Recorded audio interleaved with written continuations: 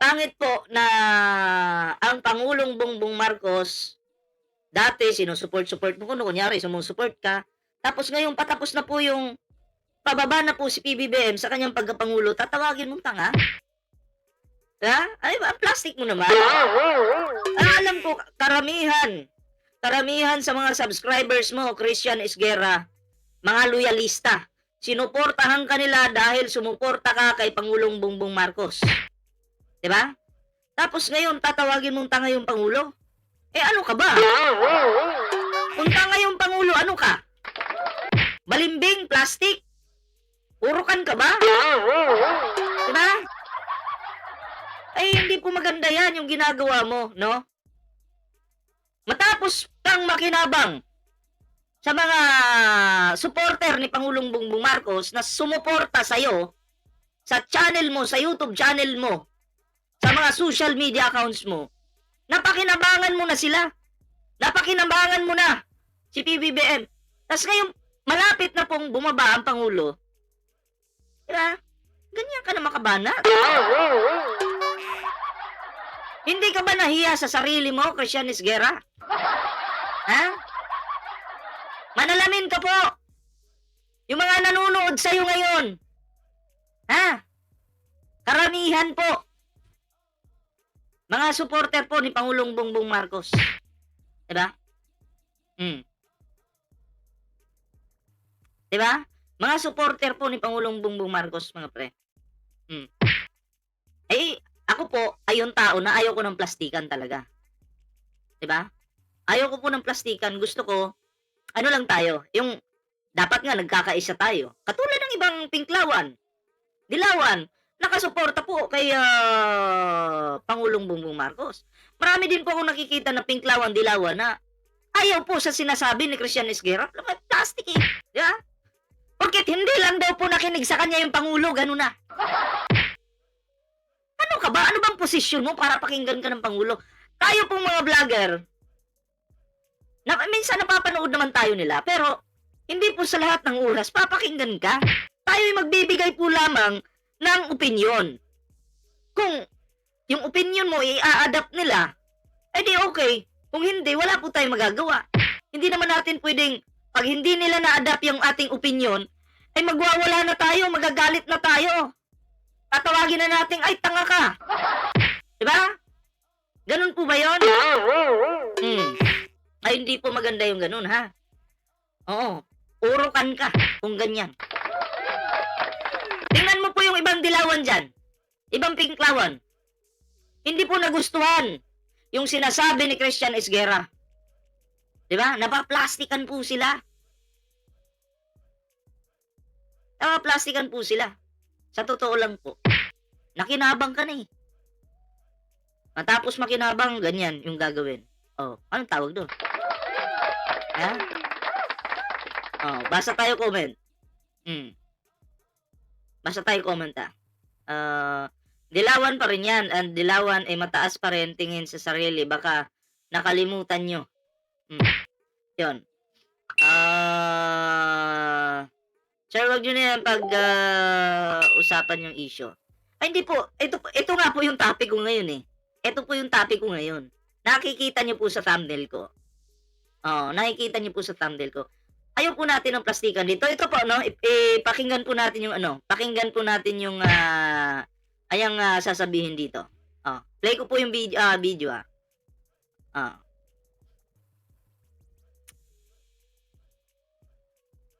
Bukan lang nating magising yung mga kababayan natin. Sinasabi ng iba, pinoprotektahan mo si Bongbong Marcos, hindi nakikinig eh. 'Di ba? Kakasabi ko lang kahapon eh. Hindi daw nakikinig si PBBM. Kakasabi niya lang kahapon. Mas makapangyarihan pa yata ito. Baka Prime Minister po ito. Na kailangan pakinggan ng Pangulo. Pag sinabi, kailangan talaga makinig agad. Napaka-powerful mo naman. Tuloy natin. Ulit-ulit ka naman sinasabi ito eh. Kung mapalusutan ka dito sa mga insertions na ito, dalawa lang. Either tanga ka o kasabwat ka. Or both. Either tanga ka o kasabwat ka kung mapalusutan ka. Pero ito pa. Kasi ako, hindi ako naniniwala na nagising lang ng isang umaga yung presidente na realize ganun na pala katindi. itong corruption dito sa national budget. Kaya kailangan ko magsalita dito sa SONA. Mahiya naman kayo. Ano yun? Ganun-ganun lang yun. Pwede Di ba? Narinig niyo po yun? So, ano po talaga siya? Medyo dinidikdik niya po talaga yung Pangulong Bongbong Marcos. Kasi ang corruption po sa national budget, noon pa nagsimula na yan, may corruption na po. Pero mas lumala po ang corruption sa national budget sa panahon ni Rodrigo Rua Duterte. Di ba? Grabe yung nakawan. Grabe yung pambubulsa ng pera ng taong bayan. Doon talaga nagsimula yung malalang korupsyon, mga pre. 'Di ba? Tapos yung droga malala. Oo. Si PBBM pumasok ngayon. Pagpasok ng Pangulo, siyempre bumaba na yung Sidigong. Pagpasok ngayon ng Pangulo, siya nag-aayos sa korupsyon. Kaya nga meron siyang pinapaimbestigahan. Okay? Lahat ng kaalyado ng Digong na yan, pinaimbestigahan at nabutasan nga. May mga pagnanakaw ngang ginawa. 'Di ba? Kasi kung si PBBM sangkot sa nakawan na yan, bakit nga niya naman papaimbestigahan yan? Kung ikaw pala isangkot, babasagin mo ba yung trip mo? Hindi. Siyempre, itatago mo. Katulad ni Digong, DPWH, pinaimbestigahan ba niya sa panahon niya? Wala po. Sabi ni Digong, maghanap ulit kayo ng Marcos para mag-imbestiga dyan. Kasi hindi daw kaya. Baka AI lang yan, sir. Hindi po. Hindi po ako magtatapik dito ng AI at hindi sigurado. Kasi sa channel niya po yan, galing. Okay? Take note po Dito sa channel ko, hindi po tayo DDS na magtatalakay tayo ng AI dito para sabihin lang po sa inyo. Hindi po ito paninira. Galing po ito sa live niya. Live niya po sa kanyang YouTube channel. Okay? Live niya po ito. Tayo po dito, ayaw ko po ng fake news, ayaw ko pong gumaya dyan sa mga DDS na yan, na kahit AI pinapatulan nila. Sinasabi nilang totoo. 'Di ba? Yun po, tayo po, iba po dito.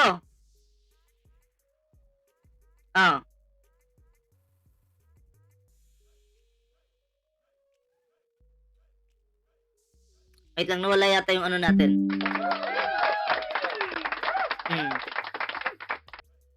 Nawala yata yung ating internet. Alright. Andito na tayo. Pinasok tayo ng wakwak. Nawala saglit yung connection natin. Pasensya na po. Oo. Ayun lang yung masasabi ko. Hindi naman po tayo dito. Hindi naman po tayo gumagawa po ng fake news. Hindi po tayo katulad ng iba.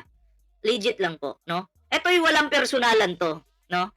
Ito yung issue lang naman, pero kasi maraming nasasaktan na mga loyalista kasi may mga nagsasabi nga, sumuporta naman kami sa'yo, Christian Esguerra, tapos ito yung balik mo sa amin. 'Di ba? Ito yung balik mo na babakbakan mo yung Pangulo. 'Di ba? Bibirahin mo yung Pangulo sa mga ganyang klaseng hindi mo ba nakita yung mga tinatrabaho ng Pangulo? 'Di ba? Marami pong nasaktan mga loyalista po. So ito panoorin po pakinggan po natin ng buo yung video once again pakinggan po natin ng buo sa mga po diyan sa mga bagong pasok. Bukan lang nating magising yung mga kababayan natin. Sinasabi ng iba pinoprotektahan mo si Bongbong Marcos hindi nakikinig 'Di ba? Kakasabi ko lang kahapon ulit-ulit ka naman sinasabi ito Kung mapalusatan ka dito sa mga insertions na ito, dalawa lang. Either tanga ka o kasabwat ka. Or both. Kasi ako, hindi ako naniniwala na nagising lang ng isang umaga yung presidente na realize ganun na pala katindi itong corruption dito sa national budget. Kaya kailangan ko magsalita dito sa SONA. Mahiya naman kayo. So ayun, narinig niyo po yung kanyang banat sa Pangulo, no? Oo. Ang tanong, bakit ngayon ka lang nagsalita? 'Di ba? Sa panahon ni Digong, matindi naman yung korupsyon. Pagpasok ni PBBM, kita mo, inaayos. Pinapakulong yung mga sangkot. Bakit ngayon ka lang nagsalita? Kasi alam ko na. Kailangan mo munang makakuha ng suporta sa mga loyalista. And then, pag buo na yung suporta sa'yo, dandahan ka ng withdraw. Nakakuha ka ng suporta Feeling ko gano'n. Ah. Ha? Nakakuha ka na ng subscribers sa YouTube, followers sa Facebook, sa TikTok, dahil dumikit ka sa pangalan ni Pangulong Bongbong Marcos. Di ba? Dumikit ka eh. Oh. Ako, may mga dilawan din po, ulitin ko may mga dilawan na hindi pabor sa sinabi ni Christian Esguerra. Oh. Marami po dyan. 'Di ba? Eh, masyado ng plastic kung gano'n. Oo. Imbis na magkaisa po tayo dito, eh may kanya-kanyang may kanya-kanya tayong alam mo 'yon? Porket pababa na si PBBM, ganyan na 'yung ugali niyo. Dapat nga magpasalamat pa po tayo sa Pangulong Bongbong Marcos. Alam niyo po kung bakit? Kasi bago po siya bumaba, alam ko kulang po 'yung 6 years pero at least bago po siya bumaba, ay naayos niya po paunti-unti yung ating economy, 'di ba? Yung Pilipinas. Yun po dapat. Magpasalamat man lang tayo. Hoy, salamat pala sa tulong mo, Pangulo. Nagtrabaho ka ng tapat. 'Di ba ganun dapat? Hindi mo minumura yung jeepney drivers, hindi mo minumura yung Diyos. Yung mga flood control na hindi inayos ni Digong, ikaw yung nagpaayos. Yung iniwan ni Digong, ikaw nagpaayos.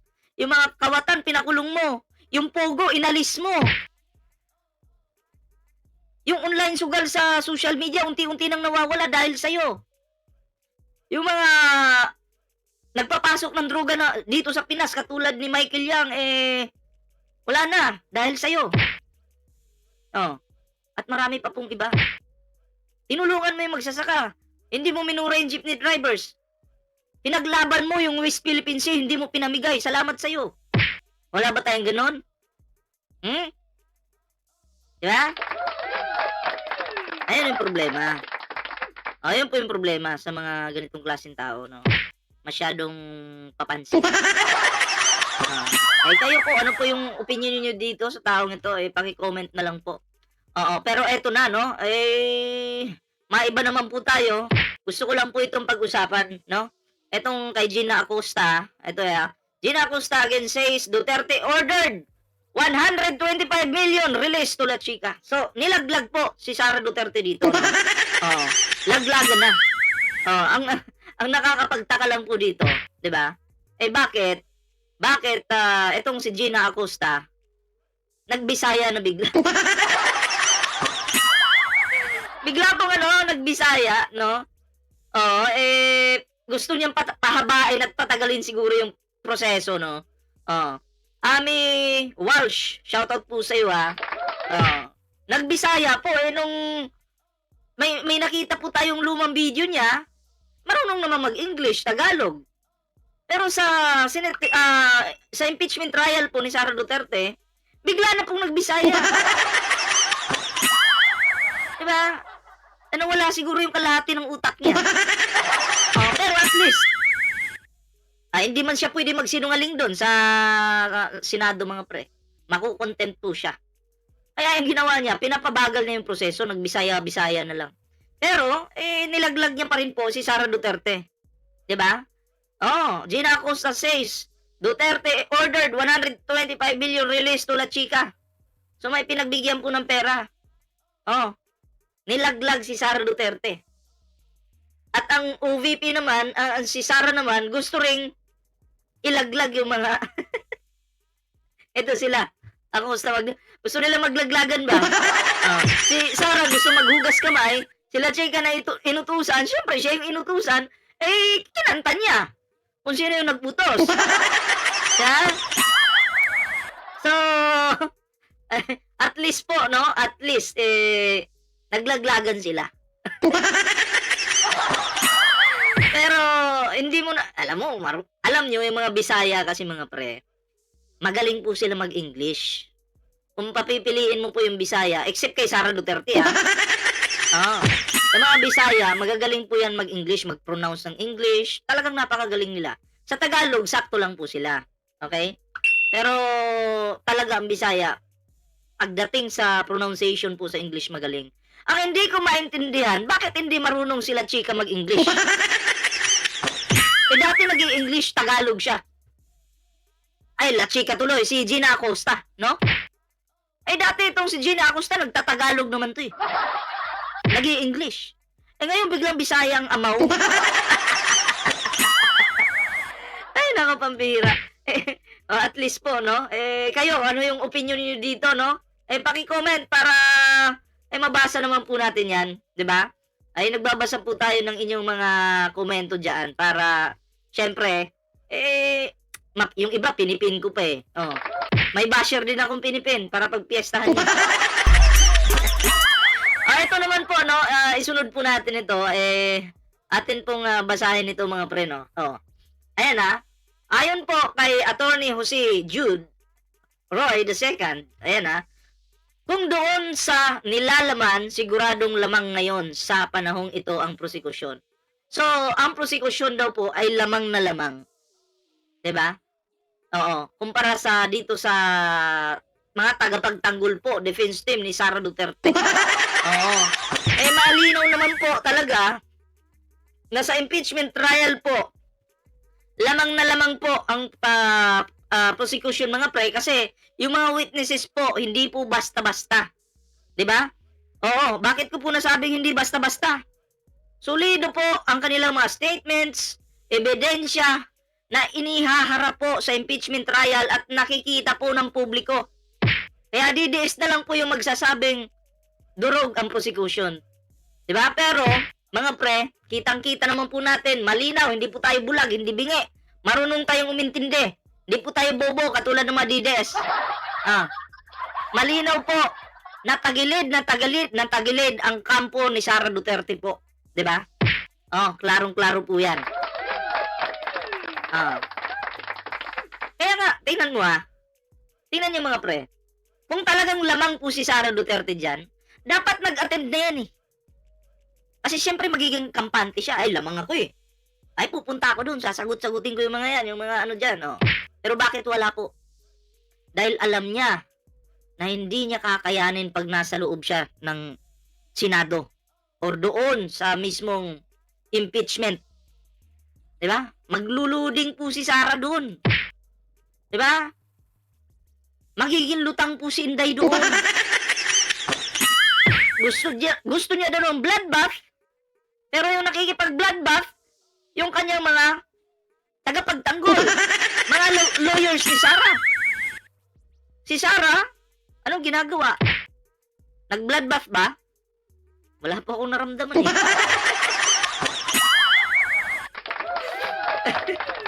Ayan kayo po, ano po yung opinion niyo dyan, no? Paki-comment naman para mabasa natin, mga pre. Ayan, maiba naman po tayo. Eto na naman po. Masingit natin to. May panibago na naman. Oo. Eto basahin po natin to. Baligod to bring new witnesses to aid ombudsman cases. So, panibago na namang ano. Saan kaya nakahugot na naman si Baligod ng panibagong witnesses? Ano ba to? Mga Marines na naman to? May bago na naman pong witnesses daw si Baligod. Malamang sa malamang mga bayar na naman to. Diba? Malamang sa malamang, etong hinugot niyang mga witness kung sino man to, baka kung saan-saan lang to kinuha. Ay, magkano ka ba? 350k? 1 million? Baka may mga offer na naman to. Diba? Patay tayo dyan kung ganon. Baligod naman. Ikaw naman ay, nako, tama na yung katangahan mo. Tama na ang pambubula ninyo sa taong bayan. Si Baligod gustong idiin si Martin Romualdez. Gustong idiin si Pangulong Bongbong Marcos. Kaya kumuha na naman po ng panibagong sinungaling na mga witnesses. Ang tibay ng mukha mo, Baligod. Hindi ko na madrawing yung mukha mo eh. Sa sobrang kapal. Panahon pa ni Miriam Defensor ba yun? Ginawan-gawan mo rin ang kwento, muntik ka nang madisbar. Tapos, nung sasampahan ka na ng kaso, nung ipapadisbar ka na rin, bigla mong binawi yung sinabi mo. Wala kang kwenta talaga. Sa totoo lang. Nakakahiya ka. isa kang basura. Oo, totoo yan. Kaya sa mga DDS na naniniwala pa po kay Baligod, i-push nyo yung inyong katangahan. Ha? Marisa Sunakawa, shoutout po ha. Push nyo na lang yan. Habang buhay kayo magiging tanga at magiging uto-uto. Basta kami, tangina, may utak kami.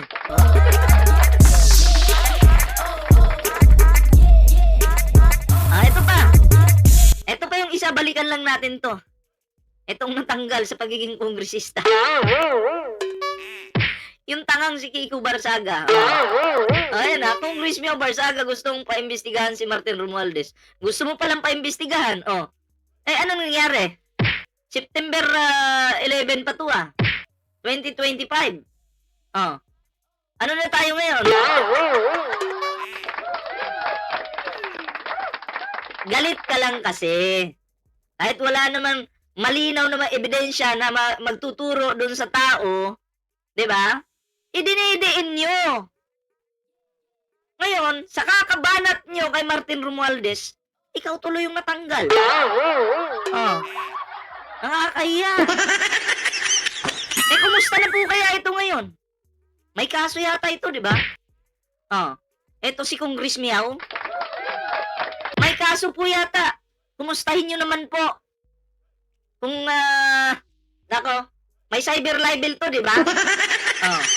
Kaya mga pre, lahat po ng tao talaga na gumagawa-gawa ng kwento sa mga matitinong tao, may balik po yan, asahan nyo. Diba? May balik yan at may karma.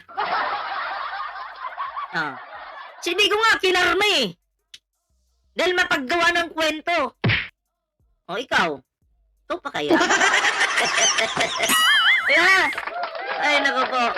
Kaya, Kiko Barsaga, no? Deserve mo yung nangyayari sa'yo ngayon.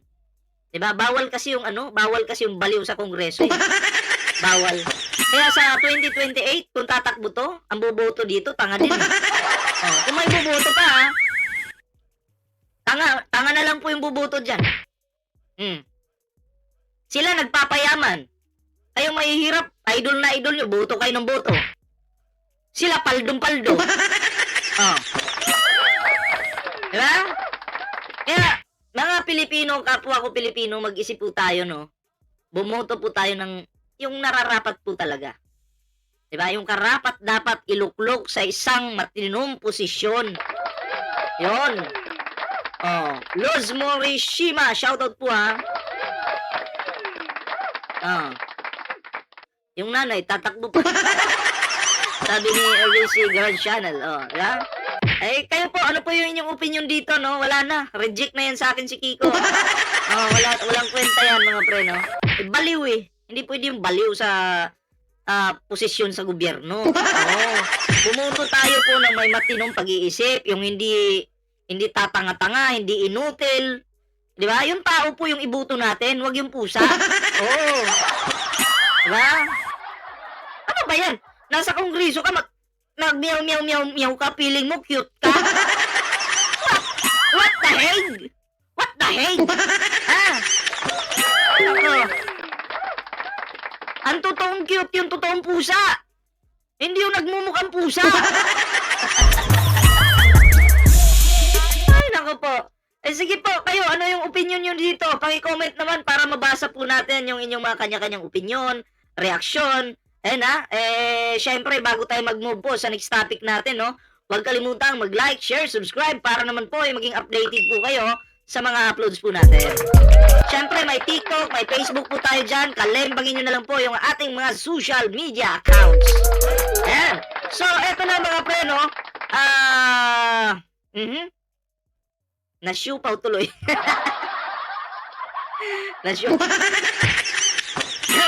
Nasyupaw. Oy, salamat po ha.